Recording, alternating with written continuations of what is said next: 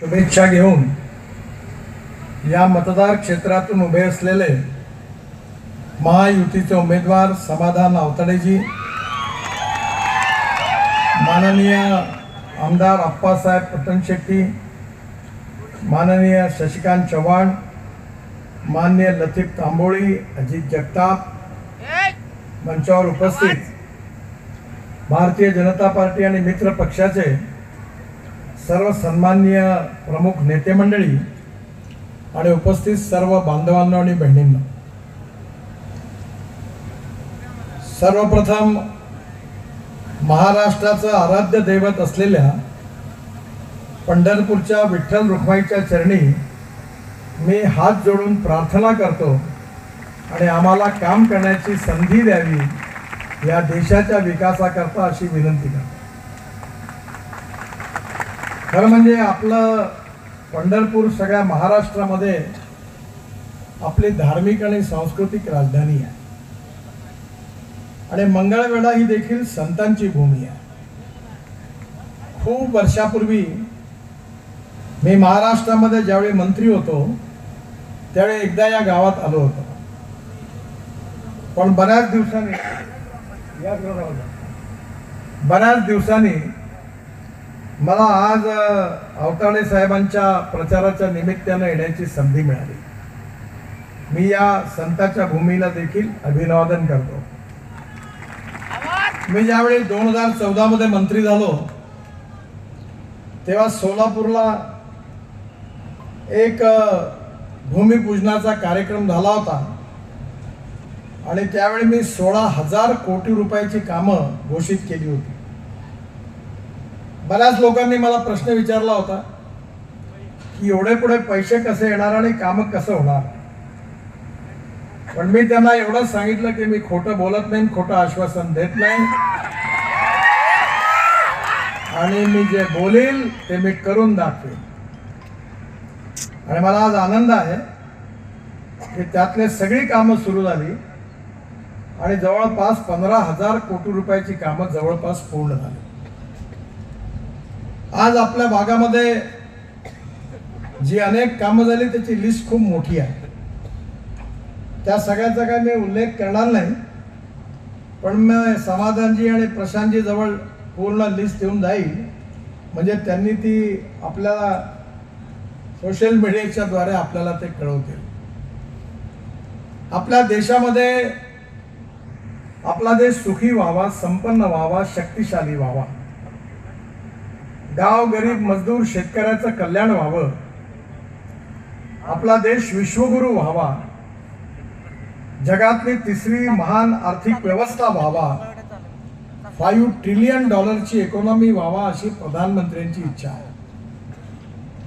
पण या खऱ्या अर्थाने ही इच्छा जर पूर्ण करायची असेल तर कोणता पक्ष राज्यामध्ये सत्तेमध्ये आहे आणि त्यांची धोरणं काय आहेत याच्यावर बरंच काही अवलंबून आहे. जसं मी मंत्री झाला महाराष्ट्रामध्ये त्यावेळी सरकारजवळ पैसे नव्हते, पण बाहेर कॅपिटल मार्केटमधून पैसे उभे केले आणि Mumbai Pune express highway, Worli Bandra sea link project, 55 उड्डाण पूल ह्या त्या काळामध्ये पूर्ण करण्याचं सौभाग्य मला मिळालं. आणि आता तर मी 50 लाख कोटी रुपयाची कामं केली. मी 1500च्या भूमिपूजनाच्या कार्यक्रमालाच जात नाही, कारण 2000 कोटीच्या वरती काम असेल तरच जातो. कारण मी तर भूमिपूजन करायचं ठरवलं तर माझं आयुष्य भूमिपूजनातच जाईल. इस देश में पैसे की कमी नहीं है, इस देश में ईमानदारी से काम करने वालों की कमी है. मी 50 लाख कोटी रुपयाची कामं केली, पण कोणाही कॉन्ट्रॅक्टरला वर्क ऑर्डर घेण्याकरता माझ्या घरी येण्याची गरज पडली नाही. बडवेगिरीचं काम बंद. आणि रोडची क्वालिटी पण मी सांगितलं कॉन्ट्रॅक्टरला की तुम्ही जर खराब काम केलं तर याद राखा, तुम्ही सगळे लोक जिवंत आहात तोपर्यंत, तुमचे मुलं बाळ जिवंत आहेत तोपर्यंत, आणि त्याचे मुलं बाळ जिवंत आहेत तोपर्यंत या रस्त्यावर खड्डा पडणार नाही याची गॅरंटी द्या. आणि कुठे जर कमी खराब काम निघालं तर मला माझ्याकडे कळवा, मी रगडल्याशिवाय राहणार, कारण ही संपत्ती तुमची आहे.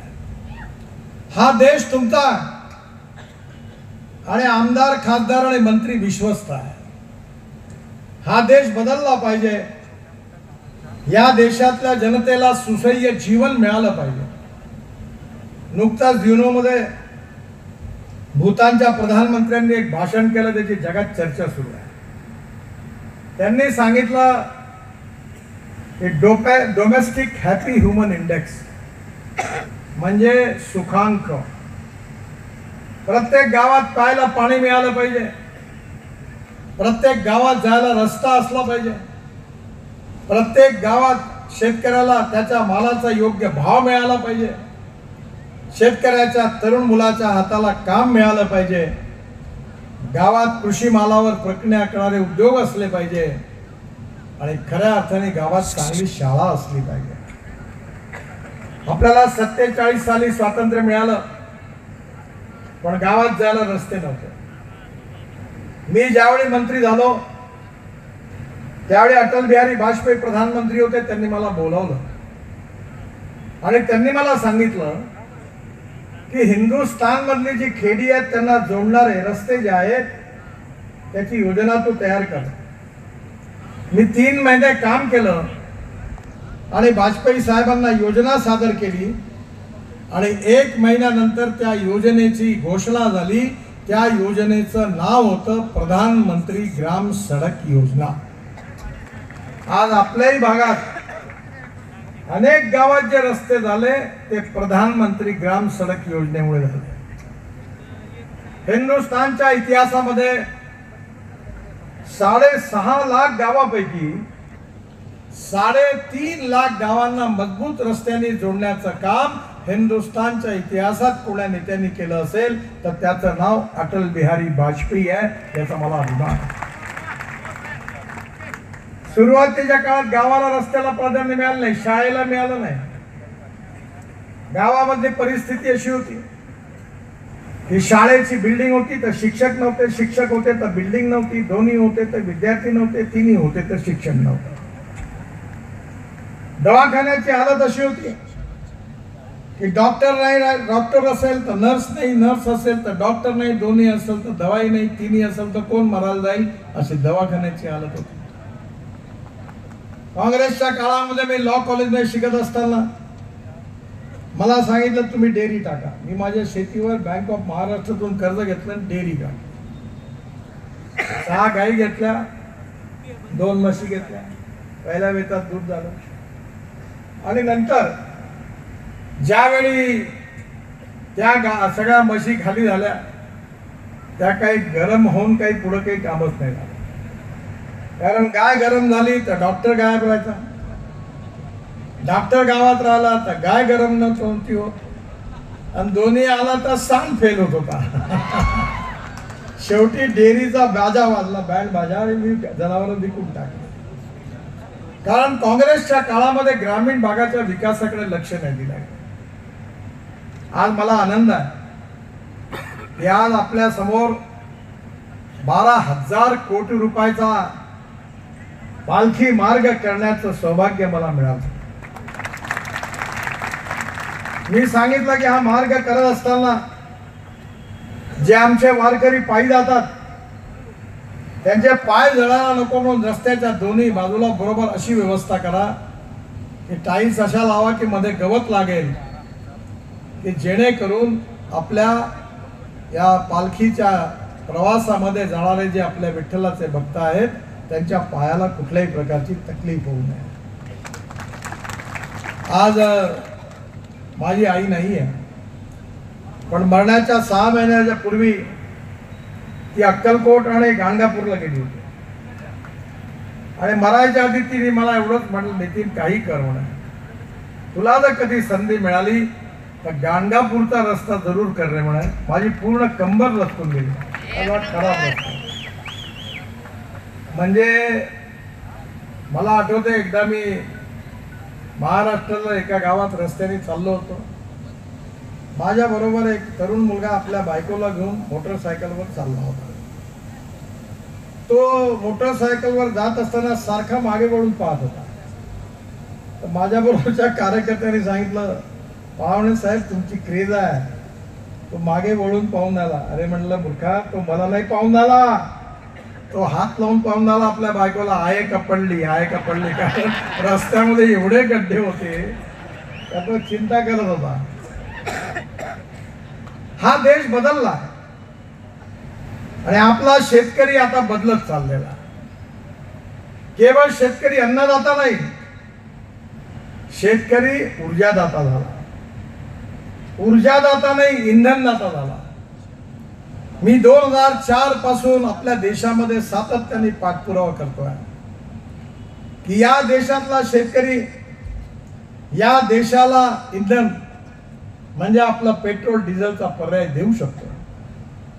पण आउट ऑफ बॉक्स जेव्हा कुठलाही विचार असतो तो पटवण्याकरता वेळ लागतो. मी ब्राझीलमध्ये गेलो होतो.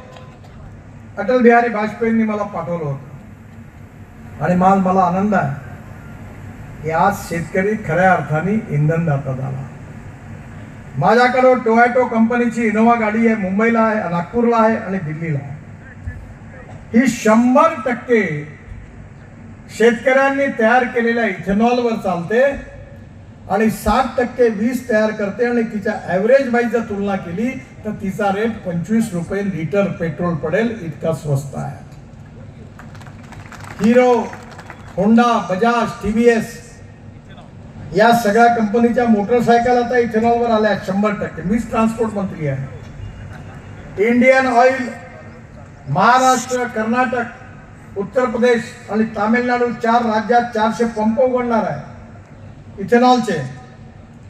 आणि एवढंच नाही तर Tata, Mahindra, Suzuki, Hyundai, Toyota या 5ही कंपन्या 100% इथेनॉलवर चालणाऱ्या गाड्या आता मार्केटमध्ये आणणार.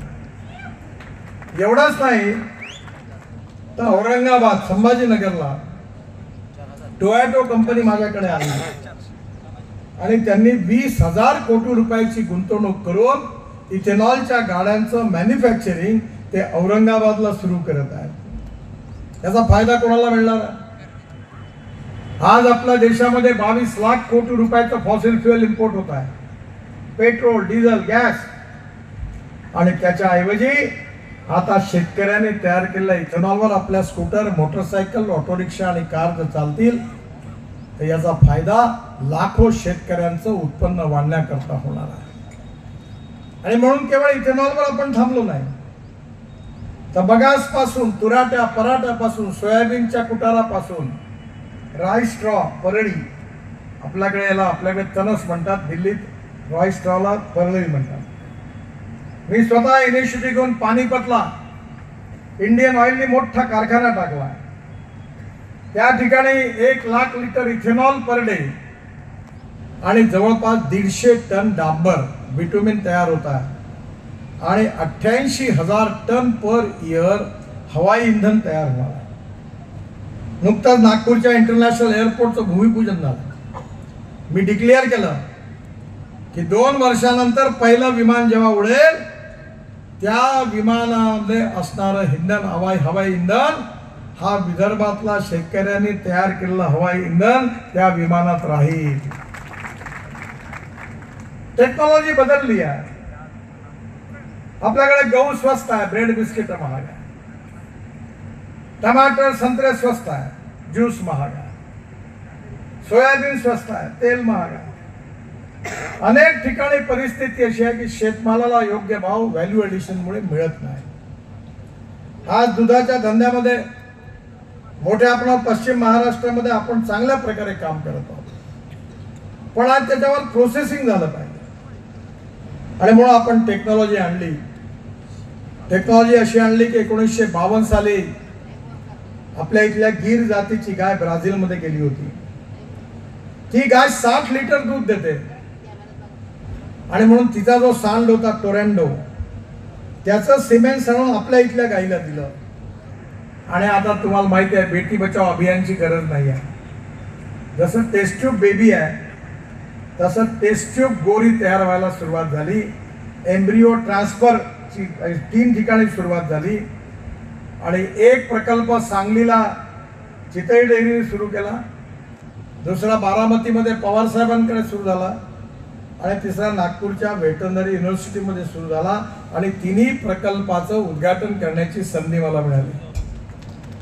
त्यामुळे आता 2 लिटरच्या गाईपासून 100% बोरीच होईल आणि ती 20 लिटरची होईल. जर शेतकऱ्याचं उत्पन्न वाढलं तर कशा करता शेतकरी आत्महत्या करणार? गाव समृद्ध संपन्न झाली तर कशा करता गाव सोडून मुंबई, कलकत्ता, पुणे, हैदराबाद, बेंगलोरमध्ये शेतकरी जातील, झोपडपट्टीमध्ये राहतील? कशाला त्या ठिकाणी जातील? गाव समृद्ध आणि संपन्न करायची असेल तर पाण्याचा मुद्दा देखील महत्वाचा आहे. आता या ठिकाणी समाधानजी बोलत होते. मी काही काळाकरता वॉटर रिसोर्सेस मंत्री होतो. मी 6000 कोटी रुपये बळीराजा योजनेत ज्या प्रकल्पाचं काम 50% जास्त काम 10-15 वर्षापासून झालं अडकलेलं होतं, असे प्रकल्प आणि प्रधानमंत्री सिंचाई योजनेमध्ये नवीन प्रकल्प असे 12,000 कोटी रुपये दिले. आणि मला अतिशय आनंद आहे की टेंबू असेल, म्हैसाळ असेल, या सगळ्या भागामधले प्रकल्प हे त्या पैशातून आज पूर्ण झाले. अजून काही व्हायचे आहेत, पण त्याचा मला खूप आनंद झाला. मागच्या लोकसभेच्या निवडणुकीमध्ये मी मराठवाड्यातून निघालो आणि हेलिकॉप्टरवर सांगोल्याच्या वरतून जात होतो. गणपतराव असताना मी सांगोल्याला गेलो होतो, त्याच्या सुदगिणीला वगैरे बघितलं होतं. सगळा दुष्काळ होता, हिरवं कुठे दिसत नव्हतं. पण मी जेव्हा सांगोल्यातून पुढे गेलो तेव्हा मिरज, कवठेमहांकाळ, तासगाव, जत, नंतर सांगोला, मंगळवेढा या सगळ्या भागामध्ये मला खूप हिरवा दिसला. याचं कारण म्हैसाळ प्रकल्पाचं पाणी काही भागापर्यंत पोहोचलं. त्याला विश्वास आहे, काळजी करू नका.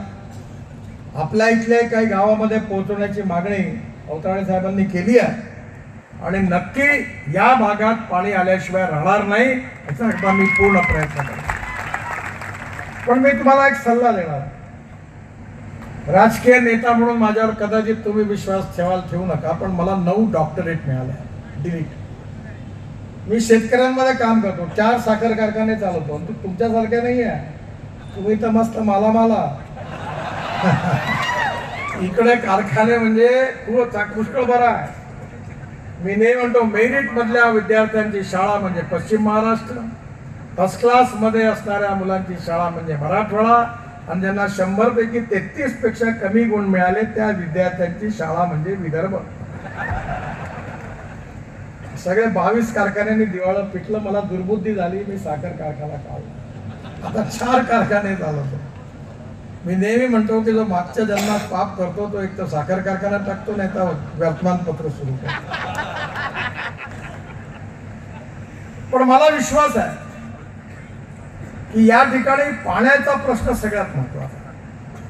मी नॅशनल हायवेचे काम करत असताना महाराष्ट्र सरकारमध्ये देवेंद्रला विनंती केली, एक GR काढा. नदी नाले खोलीकरण केले, धरणातली माती काढली, फुकटात, 1 पैसा नाही घेतला. तलावातली माती काढली, शेतकऱ्याला शेततळे बांधून दिले. या सगळ्या मागे एक तत्व होतं की धावणाऱ्या पाण्याला चालायला लावा, चालणाऱ्या पाण्याला थांबायला लावा आणि थांबलेल्या पाण्याला जमिनीला प्यायला लावा. गावातलं पाणी गावात, घरातलं पाणी घरात, शेतातलं पाणी शेतात. पंजाबराव कृषी विद्यापीठात मी 36 तलाव फुकट बांधले, परभणीत बांधले, बुलढाणा अनेक ठिकाणी 1000 अमृत सरोवर बांधले. 2 लाख हेक्टर जमीन पाण्याखाली आली. मला परभणी कृषी विद्यापीठाची डॉक्टरेट डिलीट मिळाली, पंजाबराव कृषी विद्यापीठाची मिळाली, महात्मा ज्योतिबा फुले राहुरी विद्यापीठाची मिळाली, बाबासाहेब आंबेडकर विद्यापीठाची मिळाली आणि ही जलसंवर्धनाच्या कामाकरता मिळाली. आणि मी बाहेरचं उदाहरण नाही सांगत, माझं उदाहरण सांगतो. आमच्याकडे 60 एकर शेती होती, 1 तास पंप चालायचा. मी पूर्ण नदीचं खोलीकरण, रुंदीकरण केलं. आता 7.5 हॉर्स पॉवरचे 3 पंप भारत सरकारच्या योजनेत घेतले. तुम्ही आपले 20% भारत सरकार द्या म्हणता, हे मला मान्य नाही. तुम्हाला सगळं फुकटच पाहिजे, असं नाही जमत, थोडं तुम्ही टाकलं पाहिजे. मी 37,000 रुपयात मला 7.5 हॉर्सपॉवरचा पंप मिळाला, 3 पंप लावले आणि आता माझ्याकडे पूर्णपणे 8 तास पाणी आहे. आणि मी आता सांगितलं गाडीत की माझ्याकडे जी तूर आहे ती 6 फुटाची आहे आणि ऑर्गॅनिक खत 1 लाख टन मी तयार करतो. कल्चर आणलं दिल्लीवरून आणि ड्रोननी स्प्रेइंग करतो. आणि माझ्याकडे, तुम्हाला आश्चर्य, तुमच्याकडे खूप शेतकरी, माझ्याकडे एकरी 88 टन ऊस जातो. 88 टन. या देशामध्ये उत्पादन खर्च कमी झाला पाहिजे, उत्पादन वाढलं पाहिजे, शेतकऱ्याच्या मालाला भाव मिळाला पाहिजे. आणि हे शक्य तेव्हाच आहे की जेव्हा आपल्याला पाणी मुबलक राहणार आहे. आमच्या सरकारमध्ये आम्ही पाण्याला प्राथमिकता दिली आणि म्हणून मला विश्वास आहे की येणाऱ्या काळामध्ये आपल्या महाराष्ट्राचं एक चित्र आपल्याला बदलवायचं आहे. हा महाराष्ट्र ही संतांची भूमी आहे. मला एक सांगा, आपण कधी बाबासाहेब आंबेडकरांची जात पाहतो का? शिवाजी महाराजांची जात पाहतो का? राजर्षी शाहू महाराजांची जात पाहतो का? तुकाराम महाराज, ज्ञानेश्वर महाराज, तुकडोजी महाराज, एकनाथ महाराज, कधी यांची जात पाहतो का? नाही पाहत. माणूस हा जातीने मोठा नाही आहे, तर माणूस हा खऱ्या अर्थाने त्याच्या कर्तृत्वाने आणि गुणाने मोठा आहे. आणि म्हणून मी तुम्हाला एकच गोष्ट सांगतो की या समाजातली छुआछूत, अस्पृश्यता, जातीयता समूळ नष्ट केली पाहिजे. कारण माणसाच्या मोठेपणाचा संबंध त्याच्या कार्य कर्तृत्वाशी आहे. आणि त्यामुळे मागच्या निवडणुकीमध्ये काँग्रेस पार्टीने अपप्रचार केला की भाजपला जर 400 जागा मिळाल्या तर बाबासाहेबांचं संविधान बदलणार. बाबासाहेबांचं संविधान आम्ही बदलणार नाही, कोणाला बदलू देणार नाही आणि कोणाची बदलण्याची हिंमत नाही. मी स्वतः लॉ ग्रॅज्युएट आहे. फायनल लॉला आम्ही कॉन्स्टिट्यूशन शिकलोय. त्यामध्ये प्रिएमल जे आहे त्याचं मूलभूत तत्व त्याच्यामध्ये लिहिलंय.